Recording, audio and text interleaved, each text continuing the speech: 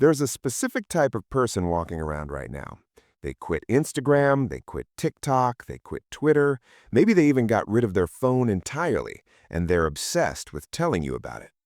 They made the decision at 11:47 p.m. on a Tuesday, probably after scrolling for exactly 4 hours. Their thumb was moving on autopilot, their eyes were glazed, and something inside their brain just broke, like a light bulb finally burning out. So they deleted the apps. By Wednesday morning, they're already a different person. They've told their mom, they've mentioned it to their coworker. By Thursday, they're correcting people on how to spell Instagram wrong on purpose, like it's some kind of power move. They're the type who now reads books again, real books with pages. They talk about how much time they have now, how peaceful it is, how they've reconnected with themselves. But here's the thing. 3 weeks from now, something weird happens to their brain. Before they quit forever, they don't just quit.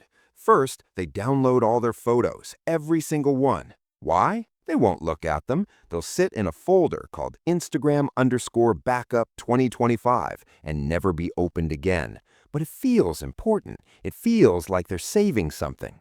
Then comes the announcement post, the big goodbye. I'm taking a break from social media for my mental health. They write this on social media. They screenshot it. They keep the number of likes. It's a performance, but they don't realize it yet.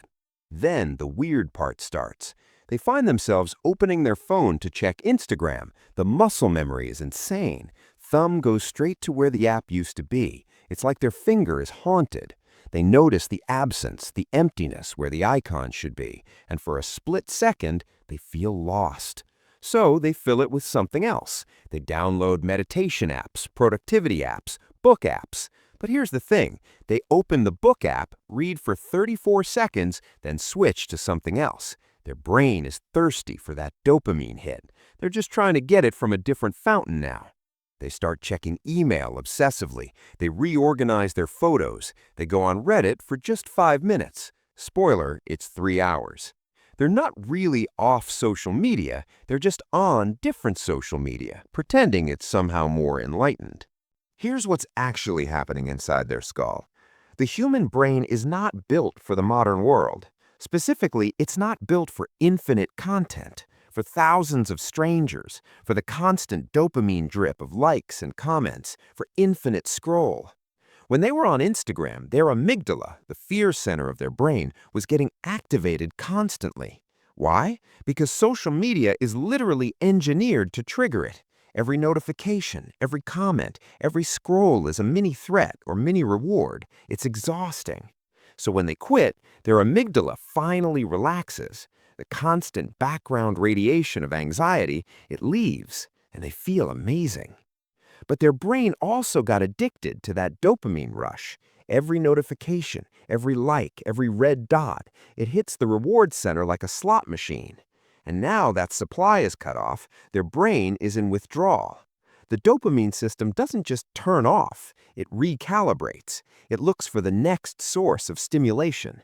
That's why they jump to Reddit or email or obsessively checking their bank account or reorganizing their entire desk at 2 a.m. Their prefrontal cortex, the part that makes rational decisions, is exhausted. All the willpower they've been using to not check Instagram, that's energy, mental energy. It's depleted. So when week 3 hits, their brain is basically screaming for any hit of stimulation. This isn't weakness, this isn't failure, this is basic neurobiology. The same reason you can't just eat less when you're hungry. The brain has needs, and if those needs aren't being met, it finds a way to meet them. So here's where it gets dark. Around week 3, something specific happens. They see a friend post a photo. They're not on Instagram anymore, so they don't see it directly, but someone mentions it, or they get curious, and they open Instagram just to see. And boom, the algorithm welcomes them back like an old friend. The feed is perfect because Instagram learned exactly what they like. In the 47 seconds they're scrolling, they already feel that dopamine surge, the hit they've been missing, and their brain goes, oh yeah, this is what I needed. By week 4, they've reinstalled it. But here's the thing. They feel ashamed because they told everyone they quit. They made it this big announcement. They felt superior. They read books. They meditated. They were above it. And now they're back in the feed at 11 p.m., scrolling mindlessly the exact same way they were before. So what do? They delete it again. And the cycle repeats. Every few months, delete, install, like a broken record. And every time they reinstall, they feel like a failure. Every time they delete, they feel like a hero. But the real truth? Neither of those feelings is correct. The real truth is way simpler and way sadder. The app isn't the problem. The dopamine void is. And as long as their brain is sitting there, desperate for stimulation, starving for connection, looking for anything to fill the void, quitting won't work. Because the problem wasn't the app. The problem was the void. And the void is still there, right where they left it.